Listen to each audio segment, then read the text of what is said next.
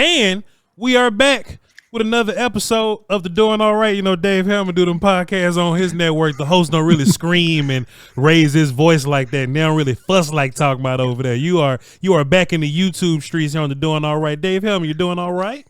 I'm doing so great, guys. It's so good to be here. How are y'all? Nothing, man. I was feeling, really inspired. I was glad to have you on, and then pre-show you were just mentioning your mansion you was living in and how much it costs to get it cleaned every month. I was like, damn, boy, I gotta get like Dave to where I can have a mansion cleaning fee. You know what I'm saying? You're inspiring, brother. I don't know. Like I said, listen, real estate out in California is expensive, y'all. Yeah. So I'd say take that money, strive, but property prices in Texas will probably treat you better. Yeah. Even though, the weather out here does make it worth it, though. It's pretty nice having 65 every single day. I'll take it. Trying to be like Dave Helman. He got 6 maids. Bryan Broaddus said he wanted to kick it off with, so I'm gonna let him kick it off, and I'll just go back over that. Go ahead, Bryan. What's the deal, Dave? How did you feel about the hiring of Brian Schottenheimer overall? Hell yeah, Bryan. I think the way that I settled on the Shotty hire was that there are a lot of things about it that I have become optimistic about. I like Brian Schottenheimer's approach so far. He's saying all the right things. I really got excited when I saw who he started adding to his staff. Sure. Clayton Adams was a hire that got me super excited. Like, I love what the Cardinals have done on offense here these last couple of years, the running game that they had.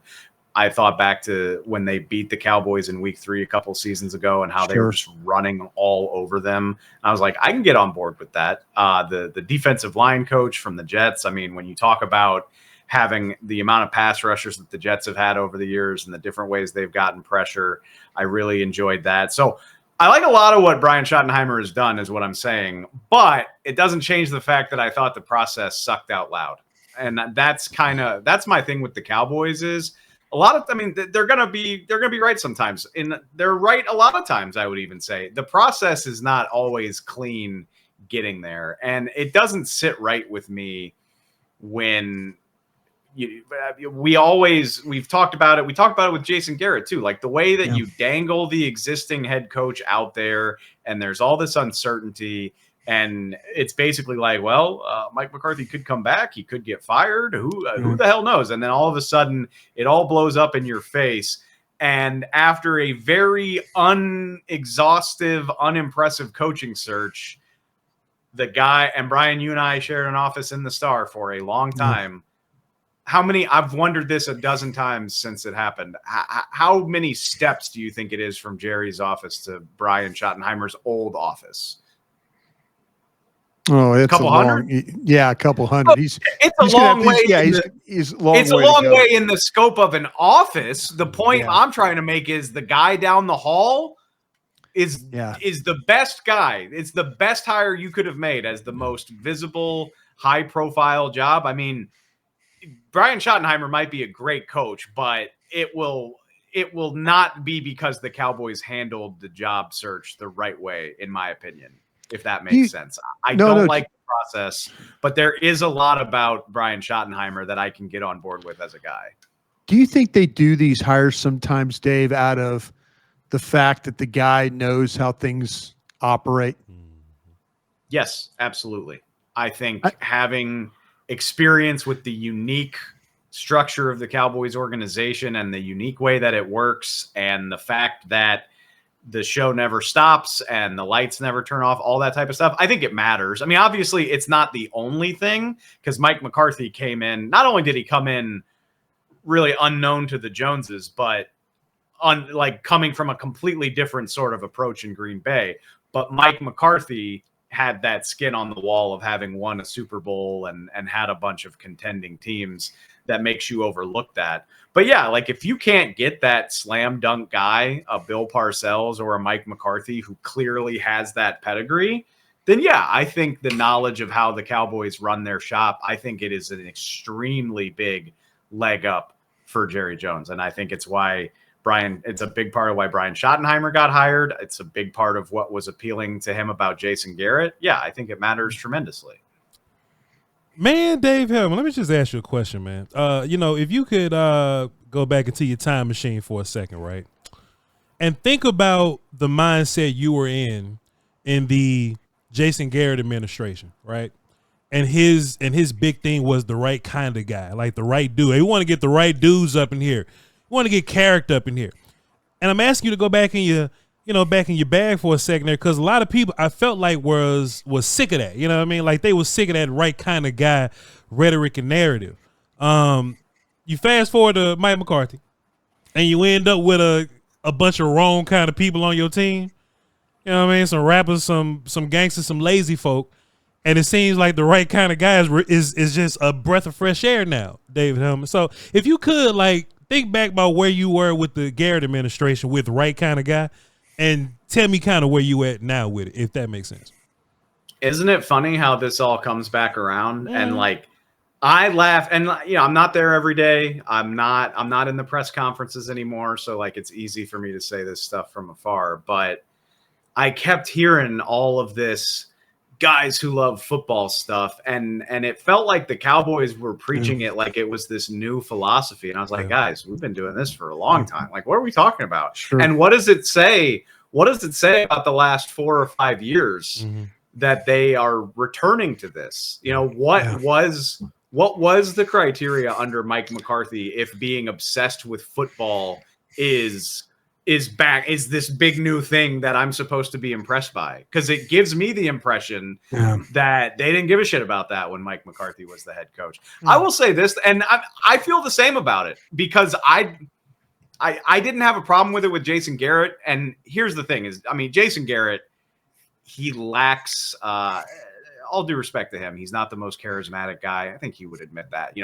was very robotic when he was the head coach of the Cowboys. He's not going to win a press conference. He's not an exciting guy to listen to talk. It's not his strong point as a coach.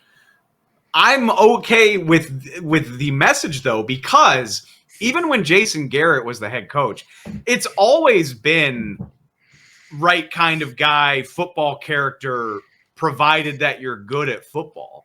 Jason Garrett wasn't bringing bums in to play football, by the way. I think that's an important thing to keep in mind. A lot of the cornerstone players of the Jason Garrett era had their issues and had things that you had to compartmentalize besides football.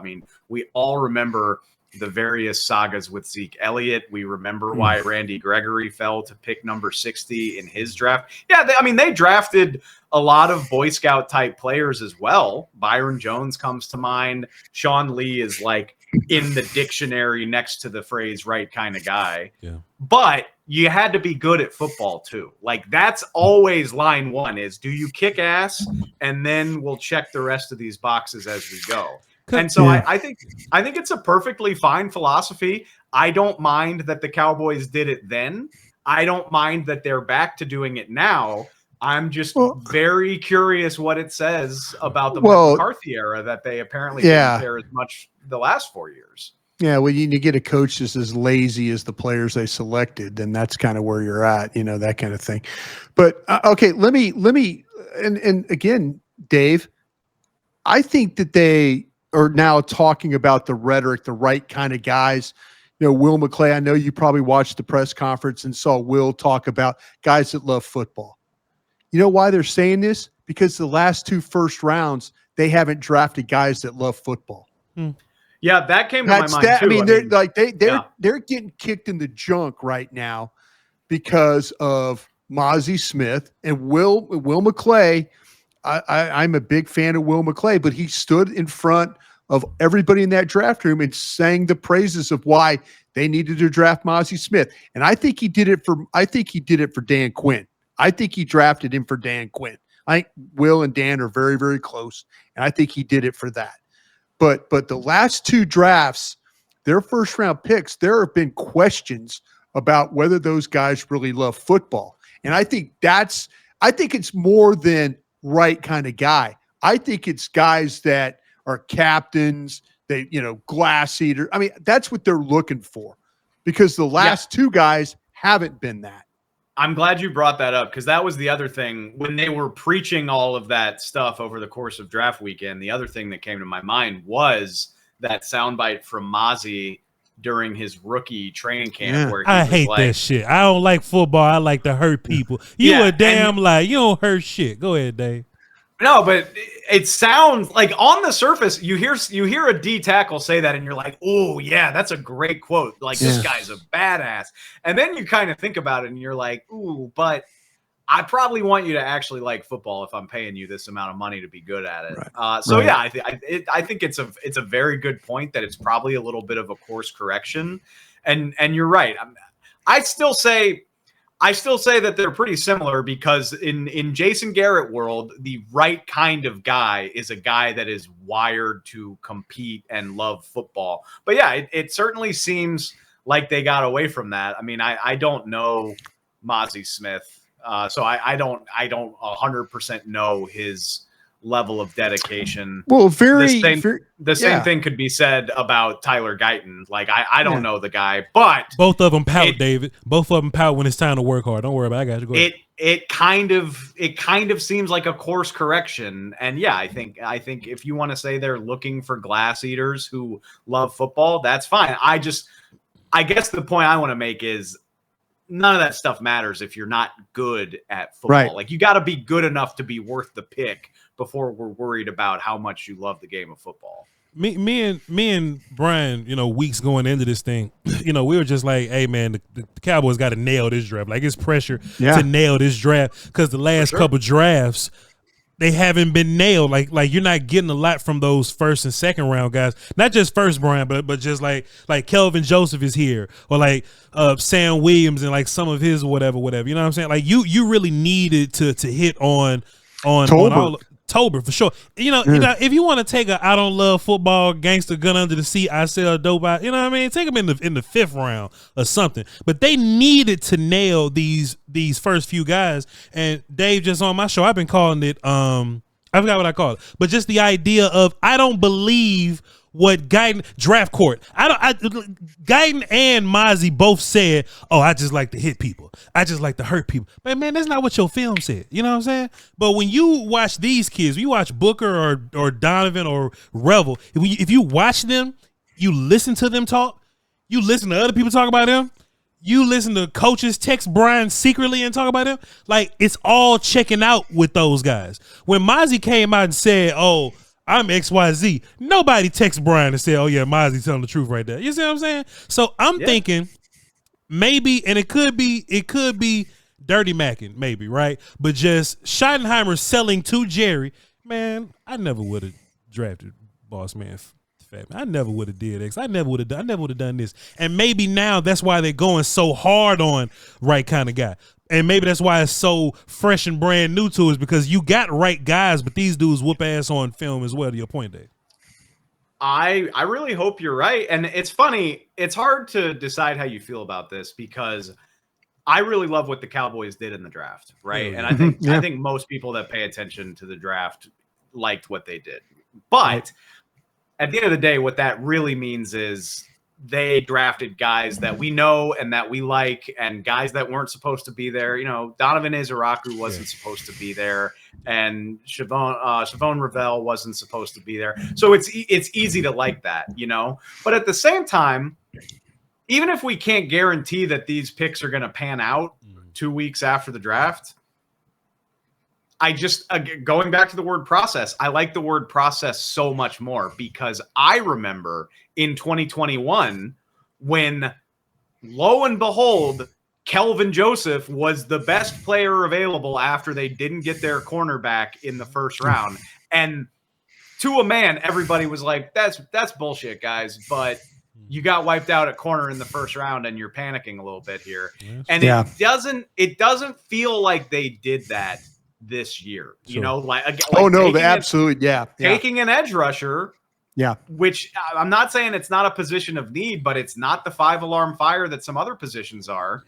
Taking an edge rusher in that situation, or taking a guard because the receiver that you loved the most wasn't available. It's different than what they've been doing the last 2 or 3 years. I mean, the the Mozzie thing, take it back to Mozzie Smith. Poor Mozzie Smith. He's just getting dragged tonight. But we all heard the call or the draft room audio where they were basically like, who's going to do more now? Yeah. Screw 4 or 5 years from now. And I learned a lot from the big guy sitting here, Double B, Bryan Broaddus. Like, that's not the way you're supposed to draft. That's not the intelligent way to build a football team. And it did feel like they kind of got away from that here over the last 2 or 3 years. Hopefully, this is the beginning of them going back to being one of the best drafting teams. Because that was, for so many years, that was the one thing they could hang their hat on. Yeah. And there you go. The last 2 years, it hasn't been, though. You gotta call it how it is. I would have had more, and I respect the guys over there. I do. I really do. I would have had more respect if Will McClay, though, would have said this. The last couple of years, we got away from where we've been pretty good at doing things, setting up a board and drafting. Instead of they give me the tough guy and right kind of guy and all that speech. When this team was really good drafting, it was about the best player available. It was about, when you talk to the guys there now, how it all shook out, it's like, we didn't think McMillan was going to be there. We just didn't. We went into this, and we were doing shows, Voch and I, and we were on all these platforms. It's McMillan, Golden, McMillan, Golden. We kept talking receiver, and they're talking like, we don't even think the guy's going to be there, and we don't have Golden and Ibuka and all those guys above Booker. Yeah. They just, the way their board fell. And they're thinking about in the second round, we're talking, they got to take a runner. Well, they were looking at a runner. Junkins gone. They were looking at a receiver. Burden gone, So what do they do? Ezra Rocco, let's pick it. Hand the card in. Yeah. That's when this team was really humming along drafted. It didn't feel like it was like you could tell through the first 3 picks, you could tell they were drafting their board. You could just tell it. And with no 4th round pick, and then they turn around and get Blue, who a lot of us either a 3rd round grade, 4th round grade, depending, the fumbles are a problem. But they instead of saying telling us like, we're gonna look guys that love football. No, just tell us you sucked at setting your board up the last 2 years because you were messing around with the things that got you good at it. I'm not the only person who had this. I saw Todd Archer had it pretty quickly after the draft as well. But on Saturday night, I was talking to somebody who would know, and they were like, "We got 3 guys in our top 35 this year, and we've never done that before." Like 3 in your top 35, and who the hell knows if they'll actually be that good? But who am I to argue if 25 of y'all got in the room and you've been doing this as long as you have, and 3 of your top 35 are your first 3 draft picks, who am I to argue that you did it the wrong way? Like that's incredible. That's very impressive. They should be nervous as all get out because like that they took my 3 out of my top 37 on my board. Dude. Yeah, and so to me, and I'm thinking like, because when it started to happen, I was going, they've got this thing set up right. They're not trying. Jerry's not in there trying to convince him like Shedeur Sanders needs to be the pick here. Yeah. They're drafting their board is what they were doing. And that's when they were good at it. And if they're telling you the top 35, that makes sense. Makes absolute sense because I felt the same way. When I was looking at it, I'm like, well, how can I kick this draft in the ass? They're getting players I absolutely love. Now, can we talk about the frustrating thing? This draft. I mean, of course, we can talk running backs and receivers. Obviously, I knew you were going to bring this up, but go ahead. No, the thing that's frustrating if you're a Cowboys fan is like this draft kicks absolute ass. As long as you're at peace with the idea that like they're not really Super Bowl contenders this year. I mean, that it is what it is. That's fair. Fine. If you want to clip this out, like I guess anything's possible in the NFL, but you can't tell me this team is on the short list of like 5-6 teams that you would consider Super Bowl contenders right now. You can't tell me that. Where do you have him in the division? Where do you even have him in the division? I'm not ready to just definitely say Washington is better than Dallas because they went on a playoff run. But but I can't say Dallas is definitively the number 2 team in the division. I can't. No, I can't. And Jaden Daniels looked incredible. So I think Dallas and Washington are right there. So whatever. If you say they're the second best team, fine. I'd probably lean towards saying they're the third best team, but I think it's close. I think Washington and Dallas will be in the mix with each other. And obviously I think Philly's on a different tier from almost everybody right now. Yeah. But yeah, this draft is really exciting if you're thinking big picture, oh man, we could be laying the foundation for a much better roster here in 2 or 3 years. But who the hell wants to hear that with all of everything that goes along with the Cowboys, the drought, and the fact that Jerry Jones would never, ever admit that he's not a Super Bowl contender, et cetera, et cetera. So it's very frustrating to be this was a good draft, a really good draft that will probably not help them in 2025, at least not in the way that the Cowboys need to be helped, which is obviously reaching a Super Bowl for the first time in 30 years. Yeah. Man, Dave, is it a such thing as drafting too many offensive linemen early? I understand that last administration of great offensive linemen, you had 3 1s, and Leary was he was undrafted. He was undrafted, and Doug Free was a 4th round guy.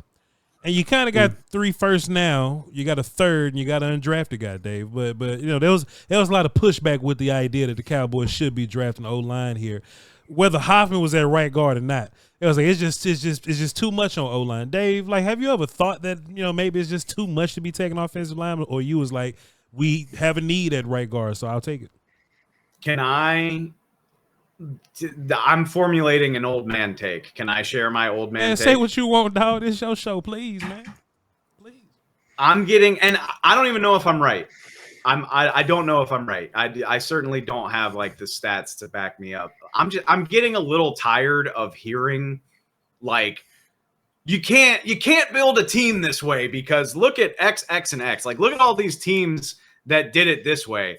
Nobody's ever won a Super Bowl with more than 1 first round pick on the offensive line. I'm shut up. The Eagles' offensive line is loaded. I know that they're not all first round picks, but it's absolutely loaded with top 50 caliber players. I know they didn't get to the Super Bowl, but Detroit has a case to be arguably the best team in the league. And if they hadn't gotten beat to shit in the second half of the season, they at least would have had a shot. They at least reached the NFC title game. Guess how many first-round picks they have on their offensive line? 3 of them. They got Taylor Decker. They got Penei Sewell. They got Frank Ragnow. They got 3 of the best in the game. It matters. Same way, and look, I know the biggest cheat code in the NFL is to have a quarterback on a rookie deal, but the Eagles just did this with Jalen Hurts counting a shitload toward their cap. I'm kind of getting tired of hearing that there's only one way to do this. Just find great players. Yeah. You had the need on the offensive line. And to be clear, we don't know. Maybe Tyler Booker was a terrible decision. Maybe Matthew Golden's going to light it up in Green Bay, and this will all look really bad in a couple years. But if you stack your board this way and you feel strongly that the guy that plays guard is that much better than what was available to you, nobody should ever be mad about having a kick-ass offensive line. It is a guaranteed way to be competitive. All of the best teams in the league typically have a good one. And again, I know maybe they're not all loaded with first-round picks, but the Chiefs spend a fortune on their tackles in free agency every year, and they had the most insanely expensive interior in the NFL for the last 2 years. You need to spend resources on your offensive line. So I feel like I'm ranting a little bit now. No, man, I'm with you on this. No. I'm tired of hearing that there's only one way to do this. Just get the good football players onto your roster, and it'll probably sort itself out. Honestly, Dave, I'll take 5 of them. Give me 5 first rounders and just whoop it. Yeah. And look, if you win the Super Bowl with 5, all the other teams gonna be trying to win Super Bowl with 5. That's just how this game works. My bad. With all due respect to Jared Goff, is he a top 5 quarterback in the NFL, or is his offensive line insane?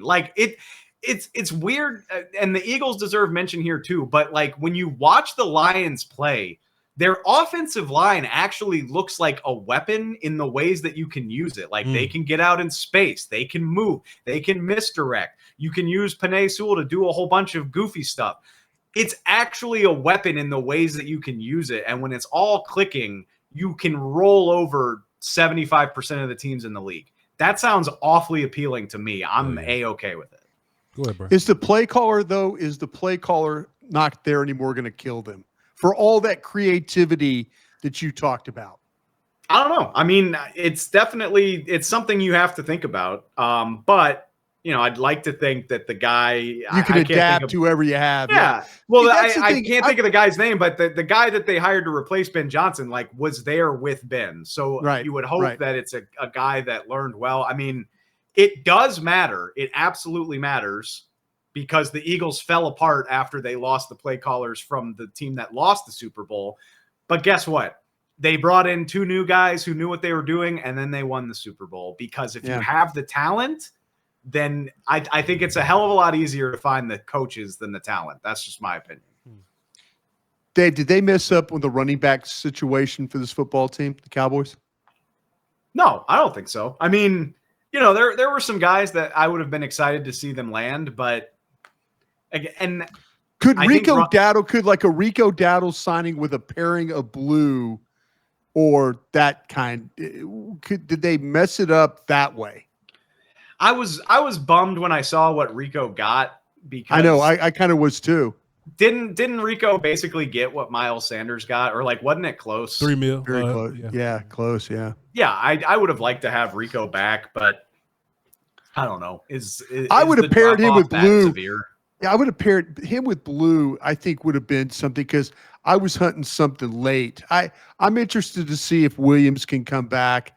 Sanders, I'm not really shot in the ass about right now. But let me be clear. I'm not pumped about the Cowboys running back room, but But is it going to be good enough with the coaches and then the addition of Booker and new line coaches and stuff? Is it going to be better? Yes, I think between the 4 guys that they have to work with now, and I mean, if you throw in whoever you want to, Deuce Vaughn, whatever, between those guys and a new coaching staff, again, Clayton Adams got me really fired up because scheme matters to stuff like this. So you bring in a new scheme with a more talented offensive line. I'm not fired up about Miles Sanders either, but Miles Sanders was a 1,200-yard back when he was running behind a badass offensive line. Sure. So I think there's probably some gas in the tank there. Blue is a fun player. I think it'll be fine. It certainly won't be the downfall of the 2025 Cowboys. At least I don't think it will be. Also, too, Bryan, they're not trying to force Zeke to be a starter this year. You understand what I'm saying? Yeah.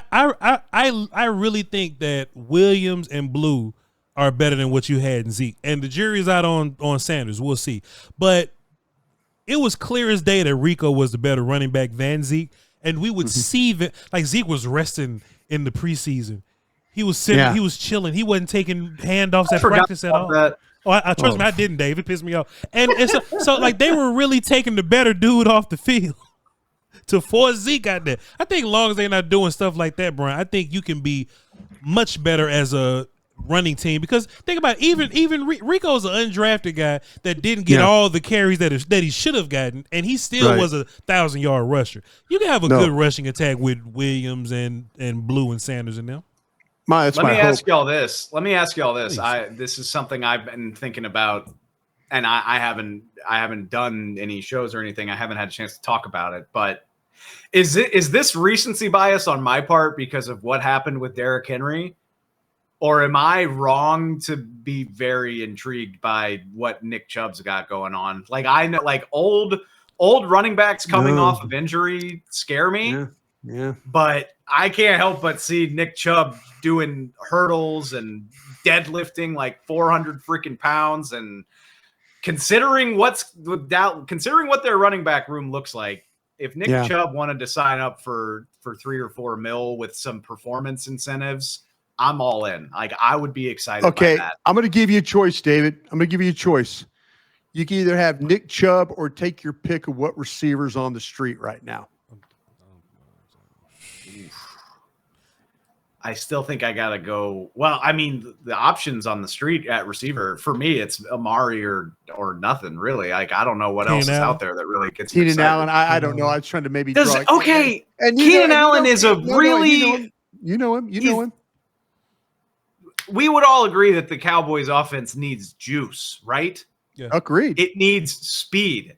And I respect Keenan Allen so much, but that is not Keenan Allen. It's never been his game. And at his age, with all the football that he's played, that's not doing anything for me from the standpoint of adding juice to the Cowboys offense, which is what I am looking for. So Keenan Allen's a great player. I would have done the Pickens trade. I don't know how you swing a trade that big now that the draft is over, because Pittsburgh's going to want a day 2 pick probably for George Pickens.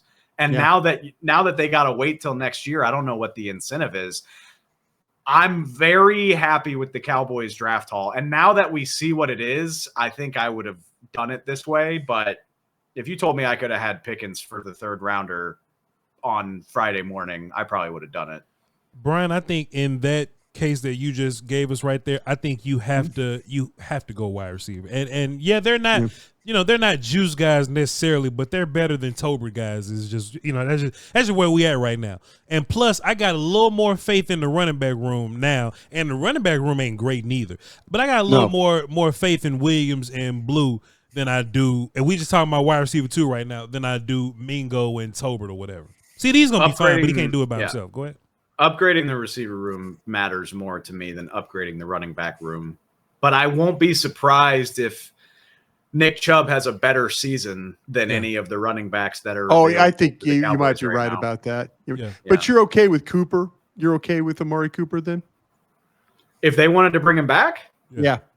Honestly, at this point, I think it's the best case scenario. And I'm not trying to tell anybody that Amari is going to be a 1,200-yard receiver at this point in his career. I mean, him and the quarterback had a good deal.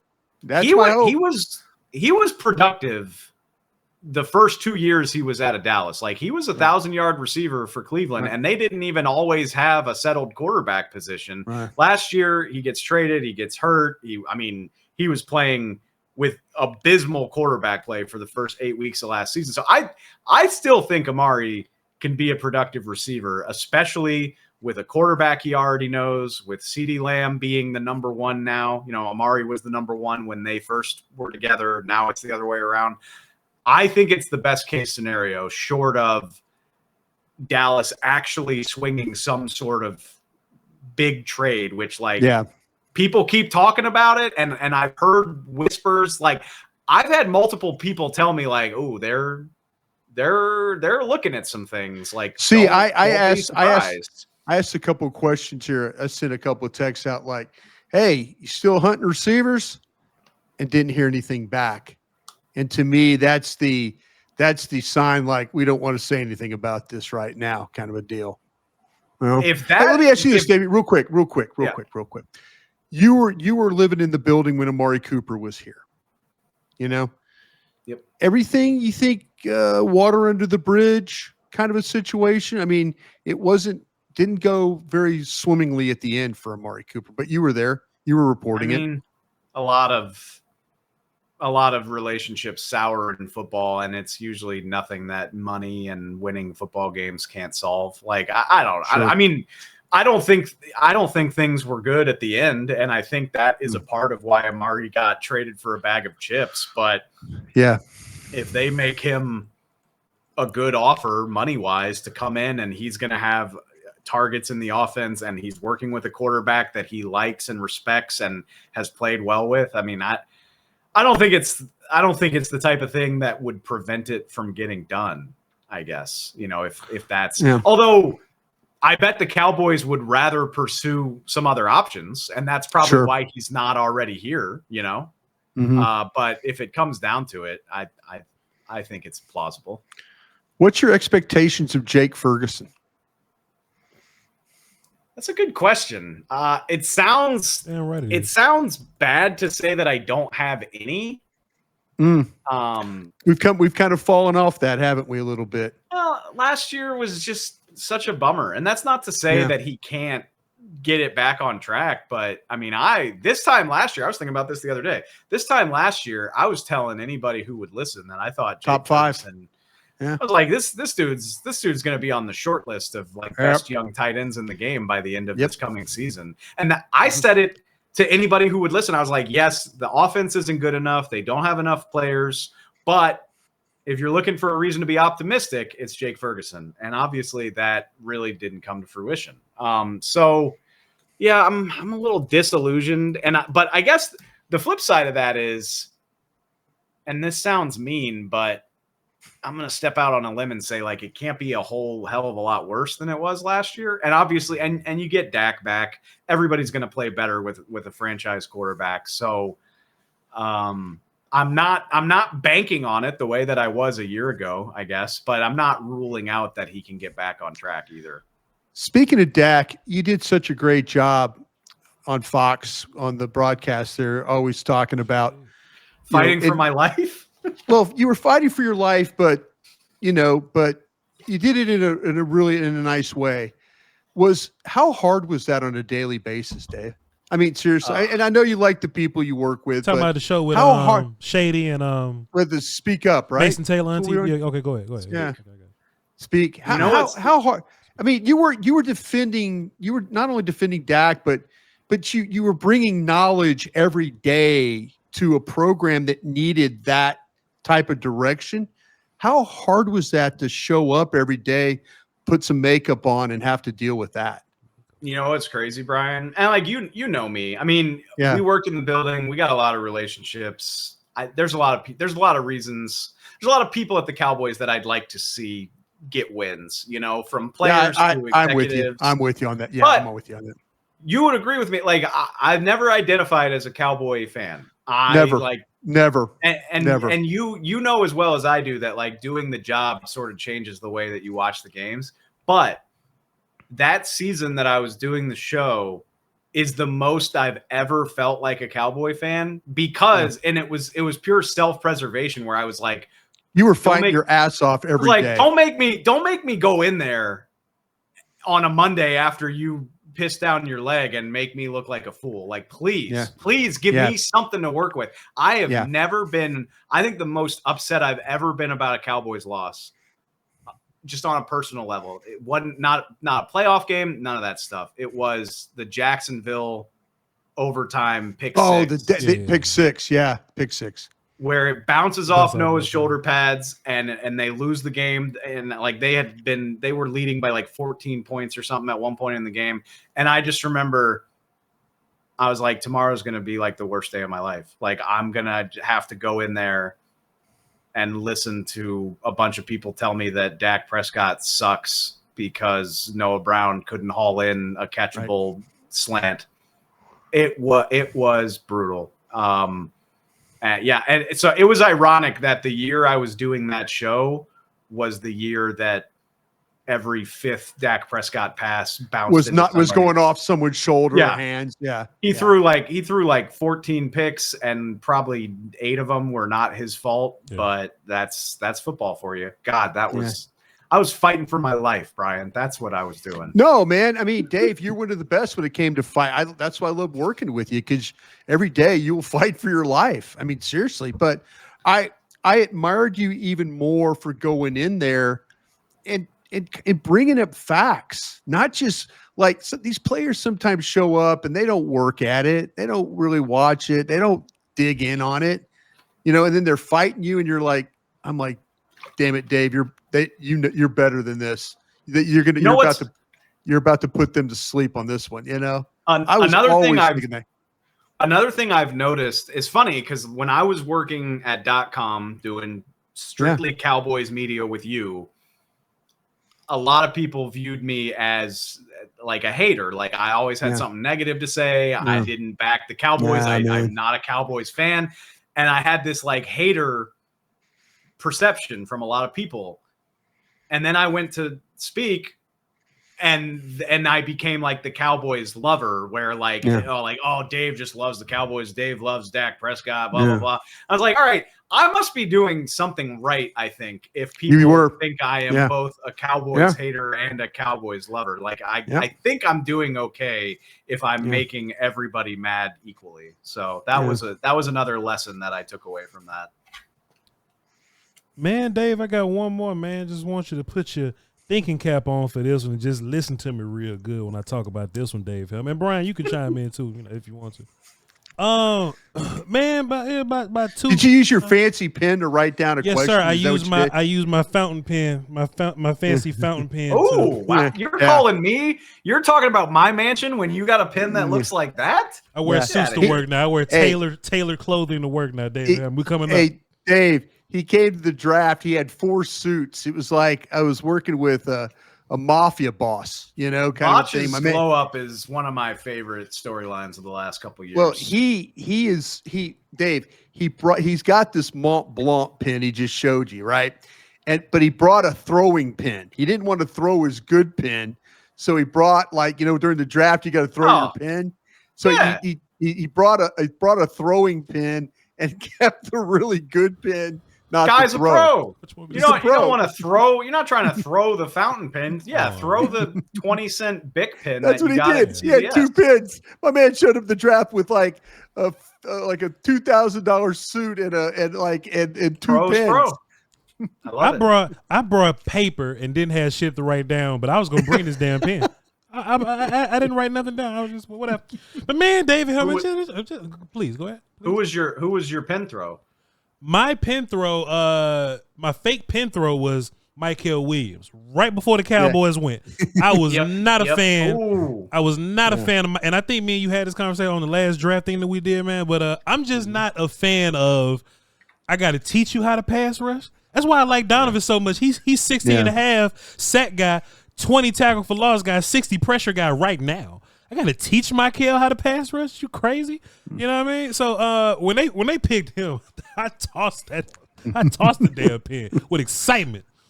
But man, Dave Helman, let me just ask you a question, man. Man, by 2-3, Bryan, he love when I do that. By 2-3 years ago, Dave Helman, the Cowboys didn't lead the league in sacks, but they was like second behind Pittsburgh in sacks. And that unit was Tank Lawrence, who don't really get sacks, young Micah, Dorrance Armstrong, Dante Fowler that they weren't using to the best of his ability, and young Sam Williams, okay? Now you have Micah Parsons, who's the new leader of this defense, Dave Helman. Dante Fowler coming off a double-digit season, so I imagine they're going to use him in that way. Donovan Ezeraku, who's a rookie. He's 16 and a half sacks in college, but he is a rookie, to be fair. Marshawn Nealon, who's not sack guy for real, but you never know what's going to happen, Marshawn Nealon. And Sam Williams, who's older now, but he's coming off ACL surgery. Do you think with Coach White Cotton kind of leading this group, do you think that this Cowboys pass rush is a little better, even, or worse than that 2-3 years ago Quinn pass rush? I'm low-key super excited about the Cowboys pass rush. And for anybody that thinks I never have anything good to say about them, I got visibly excited when the Fowler signing came in because I did too. And I thought it was silly that they let him go for the price that they let him go to Washington in the first place. I was like, look, I'm not trying to convince anybody this guy should be the cornerstone of your pass rush, but he's a good player. Like, he was a top 5 pick the year he came out. He's grown into a productive player. I know he had penalty issues at times when he was in Dallas, but he got production and he had a knack for getting pressure at the right time. So he goes to Washington.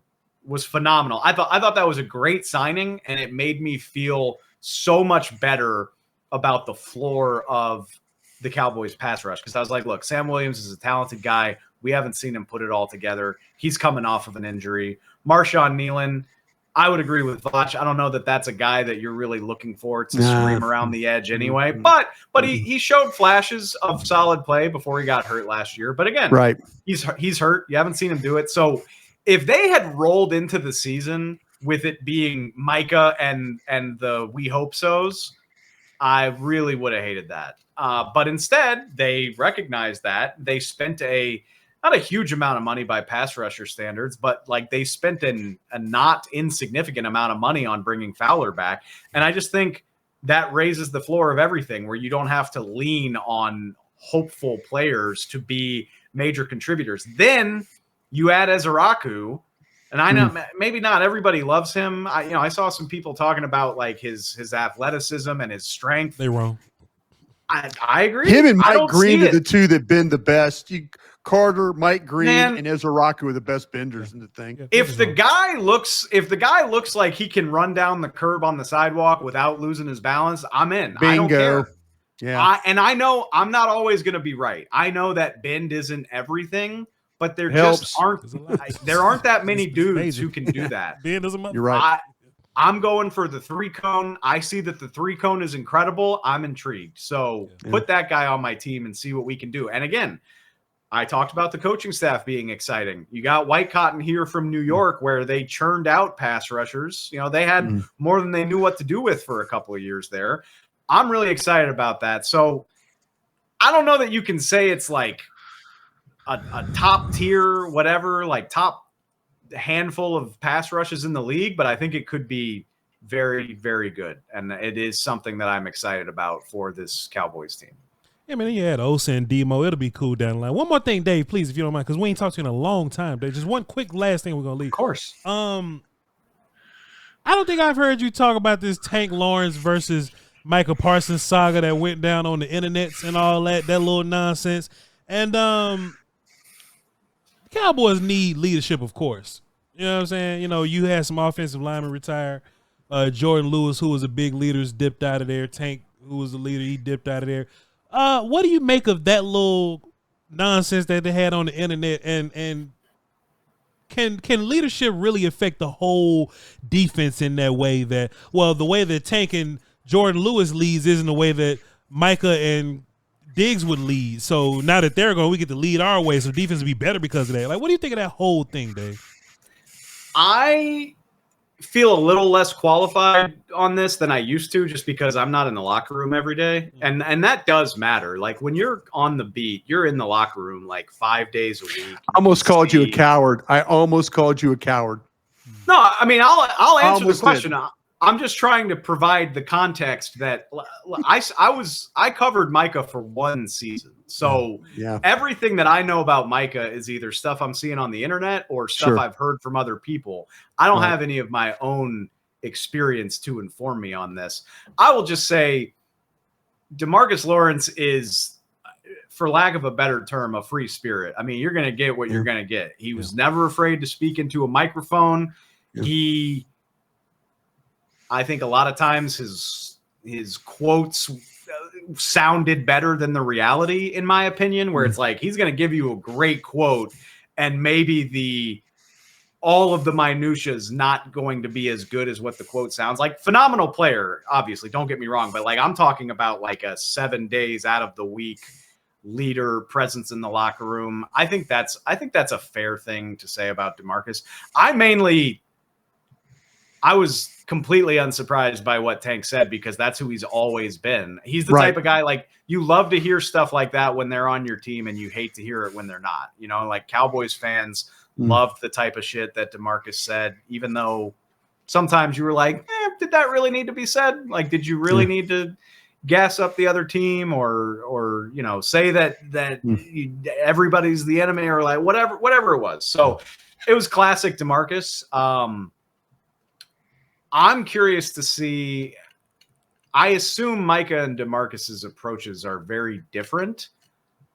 I'm not 100% confident whose is better, And I think Micah, up until now, has had all these veteran guys around him on offense, but even also on defense, whether it's J. Lou, whether it's DeMarcus Lawrence. So I'm curious to see how this manifests. And I'm sorry if I don't have a better answer than that. I'm not sold about who's right about this yet, but I'm interested to see what a Cowboys defense looks like with Micah Parsons being not only like the best player, because he's been the best player for years, but like the most veteran player as well. Because I don't know.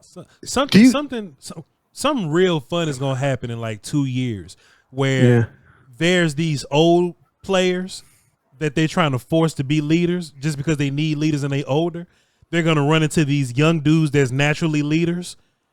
And I think some interesting shit's going to happen in about 2 or 3 years when those guys meet. Like, they're going to try to force, hey, Tyler Guyton, you're older. We need you to be a leader, versus Tyler Booker, who's led a whole football team from guard. You know what I mean? I think something fun's going to happen like 2 or 3 years when both those meet together. Go ahead. I think that's an interesting point, and maybe I can use it to like articulate myself better. I guess if I'm being less of a coward, I would say I don't know that DeMarcus Lawrence was like the best leader, but I'm also I'm not sold that Micah is like this incredible leader either. And to be clear, I'm not saying that he isn't. Yeah, sure. I don't know. But like for reference, it was obvious the day he got there that like Dak had that shit. You were just that's no question. Different. Yeah. And you ran into that too, where like Dak commanded the room immediately, even though there were older, more veteran guys, where it was like, okay, like that's cute, but this is what a leader looks like. Yeah. I don't know that Micah is that guy. So I'm curious to see what this looks like. I'm curious to see if maybe he is, and maybe it's great, or maybe it's like, maybe the Cowboys need another leader, whether it's, the next first round pick to come in, or Donovan and Revel. They're going to take over in 2 years. Go ahead, Bryan. Hey, Dave, do you think that maybe this was Tank being petty? Because absolutely. Yes. Because Micah came in. Micah wasn't a pass rusher. Micah was an off-ball linebacker. Injury to Tank. It's like he got Wally pipped. You know what I'm saying? He got injured, and then Lou Gehrig came in to play for him, and never – but it's like Micah became the great face of the franchise pass rusher, where Tank had kind of been that guy a little bit before. Well, after Ware, but does that make sense? That kind of thing? Yeah, which is funny because, and I just said what I said, but as a player, and I'll defend Tank as a player forever. He was really, really good at his peak when he was healthy, but. After DeMarcus Ware left, we had all of these iterations. Everybody knows the Hot Boys. Like, we had all these iterations of the Cowboys pass rush, and a couple of them we got really excited about. And then Micah showed up, and we were like, oh, no, that's what it looks like when you have one of the best edge rushers in the NFL. There you go. We haven't had that in a long time. This is what it looks like. And I don't want to put words in DeMarcus Lawrence's mouth or anybody else's mouth, but yeah, maybe you feel some type of way about that when everybody immediately recognizes that the new guy is what you have been trying to be for years. Maybe there's something to that. Man, David Helman, boy, what a show this was, boy. Just popping up on us like that. All this fantastic content you just putting out in the streets like that, bro. Man, appreciate you for stopping by on the Doing All Right podcast. Just Dave. Love making content with my bros. It doesn't even, this. You call it a show. I just call it catching up with my friends. That's hard, man. I think I'm gonna start telling people this, Bryan. Dave, you ever wonder why we call this the Doing All Right podcast? I'll be honest, I haven't wondered, but please tell me anyway. Because Bryan be so sick of them people calling and asking how Dave you doing. Dave knows this. And ask Dave, every single show, how you doing, Bryan? Remember on the draft show? And I'd always go, people would call in and I'd go, we're doing fine. We're doing all right. We're doing all right. Everybody's good. Great. Get to your question. That's what we call it. You and I haven't done a draft together in 4 years. But to this day, wherever I am, like throughout draft weekend, I'm just going, make the pick. Make the pick, because that's Bryan during draft week. Every time, they're like, let's take it out to this bar in Germany where we got this, the contest went. Bryan's just like, make the pick. Just make the pick. I don't care. That's all very nice, but please make the pick. So that's I think about you every time we have a 5-minute draft pick. I do. You're one of my best friends, and I want to thank you for, we had another successful year of the draft show, and Voch got to be a part of it this year. So, I mean, it's been so cool for me being able to work, but I would give anything to be able to get you back with us doing draft shows. It's gonna take some money. I love the energy. I love the we laughed about Karloftis. I mean, it was so much but there was back and forth, and there's discussion, and and I love that. And I thank you for being, like I say, being such a big part of that. Really, you made the draft show to what it is today. It's a never say never world, man. You never know what'll happen. I'm hoping. I mean, the draft only gets more popular, so who knows? Who knows? Yeah. But I've been watching. We'll get this crew together. We need some bread, Bryan. We'll kick this shit off. We'll get some crew. We'll get this crew together. Watch what happens. It's been fun watching y'all do your thing, and I love that the draft show is still out there kicking ass. Yeah, it's doing great because of you guys. Thank you so much, Brother Helman. You are one of the ghosts and inspirations of this thing, sir. Appreciate you. Thanks for tapping in with us. And Dave Helman on all platforms. Dave Helman. How they find you? Yeah, I got to figure that out. I need to just go by one name. You'll but find it. It's David. It's David Helman _ on Twitter. Go check out my podcast, the NFL on Fox podcast. We talk plenty of Cowboys, but everybody in the NFL as well. We appreciate it. And yeah, anytime, y'all. VOCHLOMBARDI. He's BRYN Broaddus. Don't ask him questions because he's not gonna answer them, but you can go ahead and follow him anyway. We're gonna try to come up with a couple $100,000 to pay Dave and get a draft show up here. All right, y'all hold it down till next time. We love you to pieces. Crown.